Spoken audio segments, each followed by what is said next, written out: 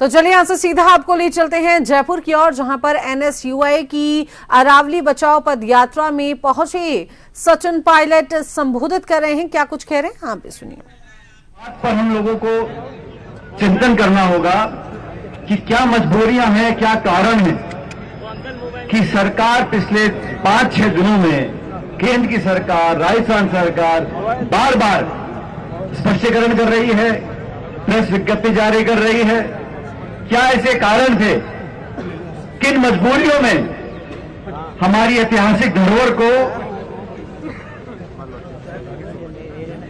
हजारों साल पुराना ये पर्वत जो आने वाली अनेकों पीढ़ियों की सुरक्षा करता, किन कारणवश इस पूरी अरावली को आप खतरे की ओर ढकेल रहे हो? आज भी सैकड़ों जगह अरावली के पर्वतों में अवैध खनन चल रहा है। बच्चा बच्चा जानता है। आप कोर्ट में क्या हलफनामा देते हो अलग बात है, आप धरातल पर जाकर देखो तो सैकड़ों लोग न जाने किसके दबाव में, किसके आशीर्वाद से लगातार अवैध खनन वहां चालू है।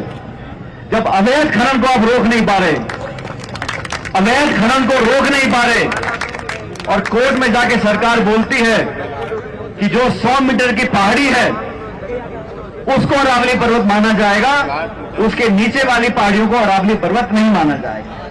मुद्दा बड़ा छोटा सा और संक्षिप्त है। एक विलायती श्री मर्फी ने यह मापदंड तय कर दिया कि 100 मीटर का पर्वत अरावली कहलाएगा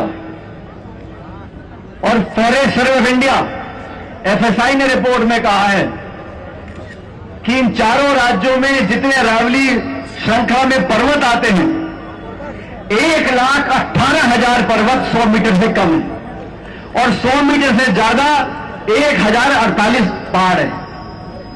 मैं दोबारा बोलता हूं, जितने भी पर्वत हैं 1,18,000 जो पर्वत हैं वो 100 मीटर से कम है और मात्र 1,048 पहाड़ है जो 100 मीटर के ऊपर है।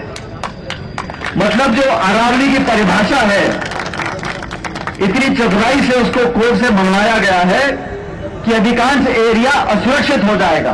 और अब सरकार बोलती है हम बैन लगा रहे हैं। अरे बैन तो 2002 से है। बैन लगाने में कुछ नहीं होता, आपकी नीयत साफ होनी चाहिए। बैन आप कितने में घोषित कर दो, आज भी वहां पर लोगों को पैसा खिलाओ और कोई पहाड़ी खोदने को रोकने वाला नहीं है। सरकार बार बार बोल रही है हम अरावली को नुकसान नहीं पहुंचने देंगे। अरे नुकसान तो पहुंचा हुआ है। आप तो ये बोलो कैसे वहां पर हम पेड़ लगाएंगे, संरक्षण करेंगे, पुनर्जीवित करेंगे। और जिन लोगों ने दोष किया है, जिन लोगों ने खाने खुदवाई हैं या खाने चलवा रहे हैं, अवैध खनन के जो माफिया हैं, उन पर आप क्या कार्रवाई करोगे? इस बात का जवाब देना चाहिए।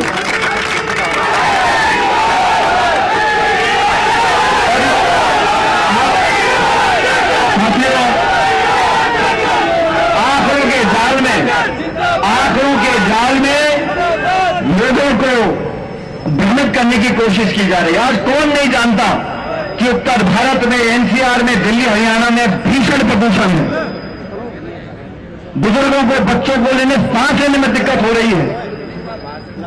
जलवायु प्रदूषित है, जमीन से जो पानी निकलता है वो प्रदूषित है, हवा सांस लेने लायक नहीं है। जो कुछ बचा कुचा रख रखाव ये पहाड़ करते, आप इनको भी आश्वासन देकर बोल रहे हो हम इनको कुछ नहीं होने देंगे। अरे कोई भाषण देने की जरूरत नहीं है। ये रहा 2 घंटे का रास्ता, आप खुद जाके मौका मुआयना कर लो और बता दो वहां पर के खनन हो रहा है कि नहीं हो रहा। इसलिए ये मुद्दा किसी एक दल का नहीं है, ये मुद्दा किसी एक विचारधारा का नहीं है, ये मुद्दा राजनीतिक भी नहीं है और हम लोग राजनीति नहीं चाहते। सारे समाज के लोग, वर्ग, धर्म, जाति, भाषा, उससे ऊपर उठकर आने वाली पीढ़ियों के लिए इस अरावली को सुरक्षित रखने के लिए कौन जिम्मेदार रहेगा, इस बात को तय करना चाहते हैं। मेरा आग्रह केंद्र सरकार से, राज्य सरकार से कि कृपया करके सुप्रीम कोर्ट को दोबारा आवेदन करें, परिभाषा को और विस्तारित करें ताकि जो पहाड़ खोदने के लिए लोग हाथ मलकर बैठे हैं नहीं है, जिन लोगों को पत्थर निकालकर मुनाफा कमाना है, अरे कितने लोगों को मुनाफा होगा? 200, 500, 800, 1000। लेकिन करोड़ों लोगों की सेहत और जान पर जो खतरा मंडरा रहा है, उसके लिए कौन जिम्मेदार होगा? इसलिए हम सब लोग मैं धन्यवाद देना चाहता हूं विनोद जी को, NSUI को। अलग अलग जिलों में, अलग अलग राज्यों में समाजसेवी संस्थाएं, पॉलिटिकल पार्टियां, नौजवान अपने आप इस मुद्दे को उठा रहे हैं। मैं धन्यवाद देता हूं विनोद जी को कि आपने आज ये यात्रा का कार्यक्रम जयपुर में रखा, हम सब लोगों को आमंत्रित किया, क्योंकि नौजवान वो पीढ़ी है आप लोगों के जीवन में जो बुजुर्ग लोग जिनकी जिंदगी आधी पूरी हो गई, लेकिन आप और आपकी आने वाली पीढ़ी कैसे अपना जीवन व्यतीत करेगी, कैसे आप सुरक्षित रहोगे?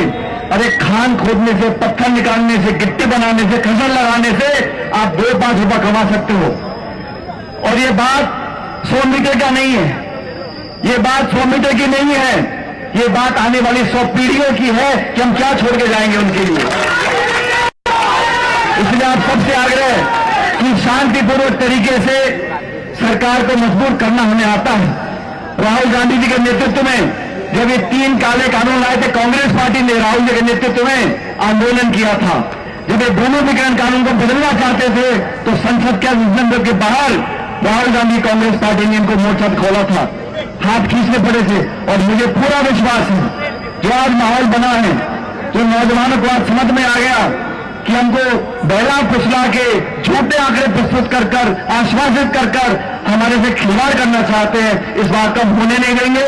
तो आप सब लोग सारे साथी मिलकर सरकार पर दबाव बनाओ और गांधीवादी तरीके से दबाव, जो जनता का दबाव होता है उसके आगे बड़ी बड़ी सरकारें झुक जाती हैं।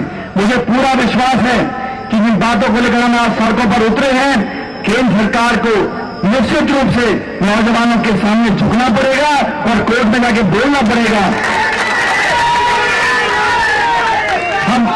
हम इतना चाहते हैं कि अवैध खनन और खनन को रोका जाए, पूरी अरावली की परिभाषा को पुनर्विचार किया जाए और केंद्र सरकार सुप्रीम कोर्ट को बोले कि जो हलफनामा दिया था आपने, जो एक्सेप्ट किया है, उसका पुनर्विचार करें। और आने वाले समय में जनता भी देख रही है कि कौन वे लोग हैं जो हमारे साथ खड़े, कौन हमारे साथ नहीं खड़े। इसलिए आप सबको आमंत्रित किया, आप सब नौजवान साथी यहां पर आए, मुझे भी आने का मौका मिला। हम सब चलेंगे, जनता का ध्यान आकर्षित करेंगे और दबाव बनाएंगे कि भाजपा की सरकार हमारी बातों को माने और हमारे अरावली पर्वत हमेशा सुरक्षित रहे। और सब लोगों का बहुत बहुत धन्यवाद। राम राम साहब।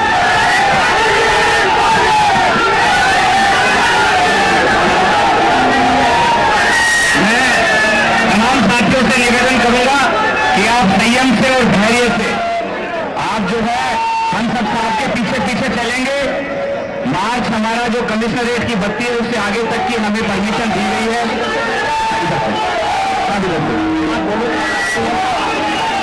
आप सब यही रहेंगे, पहले साहब आगे जाएंगे, फिर पीछे पीछे हम सब लोग चलेंगे।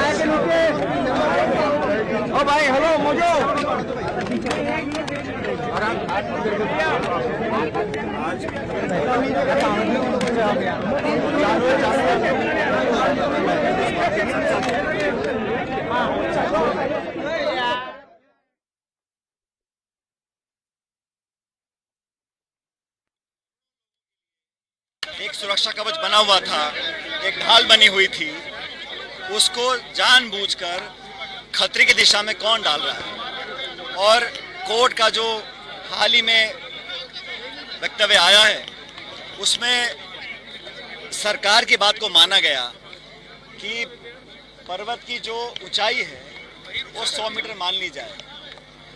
फॉरेस्ट सर्वे ऑफ इंडिया का ये आंकड़ा है कि अरावलियों के पहाड़ों के अंदर 1,18,000 पहाड़ ऐसे हैं जो 100 मीटर से नीचे हैं और मात्र 1,048 पहाड़ ऐसे हैं जो 100 मीटर के ऊपर हैं।